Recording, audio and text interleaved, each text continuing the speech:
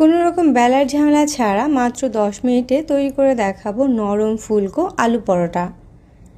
সকাল বা বিকেলের নাস্তাটা যদি মাত্র 10 মিনিটে তৈরি করা যায় তাহলে কিন্তু খুব ভালো হয়।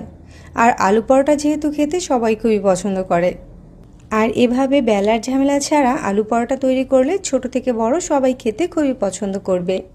আশা করছি আজকের রেসিপিও হয়তো সবার কাছেই ভালো লাগবে। আজকে আলু পরোটা তৈরি করার জন্য এখানে মিডিয়াম সাইজের 2টা আলু নিয়েছি। আলুগুলোকে মাঝ বরাবর কেটে নিব, তাহলে আলুগুলো সিদ্ধ হতে খুব কম সময় লাগবে। এরপর এই আলুগুলোকে আমি সিদ্ধ হতে দিব। আলুগুলো সিদ্ধ হয়ে গেলে এগুলোকে পানি থেকে তুলে নিব, তারপর এগুলোর খোসা ছাড়িয়ে নিব।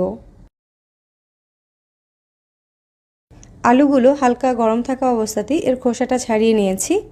একটা গ্রেটারের সাহায্যে আলুগুলোকে গ্রেট করে নিচ্ছি। এভাবে গ্রেটার দিয়ে আলুটাকে গ্রেট করলে আলুগুলো কিন্তু খুব স্মুথ হয়। তো এখানে আমি সবগুলো আলুর টুকরোকে গ্রেট করে নিয়েছি। চাইলে এ ধরনের একটা পটেটো ম্যাশার দিয়েও এই আলুগুলোকে ম্যাশ করে নিতে পারেন, অথবা হাত দিয়েও এটাকে ম্যাশ করে নিতে পারেন। তবে খেয়াল রাখতে হবে এই আলুর সাথে যাতে কোনো লাম্পস না থাকে। আলুর সাথে দিচ্ছি লবণ 1 চামচ। একটা পেঁয়াজকে মিহি কুচি করে দিয়ে দিচ্ছি। খুব সামান্য হাফ চামচ পরিমাণ হলুদ গুঁড়া দিচ্ছি। চিলি ফ্লেক্স বা ভাজা মরিচের গুঁড়া দিচ্ছি 2 চামচ। ধনেপাতা কুচি দিয়ে দিচ্ছি 2 চামচ। আলুর সাথে এই সব কিছু খুব ভালোভাবে মিশিয়ে নিব। কোনো রকম বেলার ঝামেলা ছাড়া খুব সহজেই কিন্তু এভাবে আলু পরোটা তৈরি করতে পারেন। খেতে কিন্তু খুবই মজার হয়। আলুর সাথে সব কিছু খুব ভালোভাবে মিশানো হয়ে গিয়েছে। এবার এটাকে একটা সাইডে রেখে দিচ্ছি। অন্য একটা বাটিতে নিচ্ছি 1 কাপ পরিমাণ ময়দা। এবার অল্প অল্প করে পানি দিয়ে একটা মসৃণ ব্যাটার তৈরি করব। এই ব্যাটারটা তৈরি করতে আমার 1 কাপ আর 1/4 কাপ পরিমাণ পানির প্রয়োজন হয়েছে।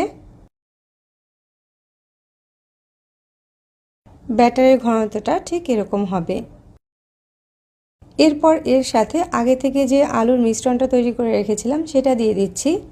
আলুর মিশ্রণটাকে ময়দার ব্যাটারের সাথে ভালোভাবে মিশিয়ে নিব। খেয়াল রাখতে হবে এই ব্যাটারের সাথে যাতে কোনো দানা দানা ভাব না থাকে, না হয় কিন্তু আলু পরোটাগুলো ফুলবে না।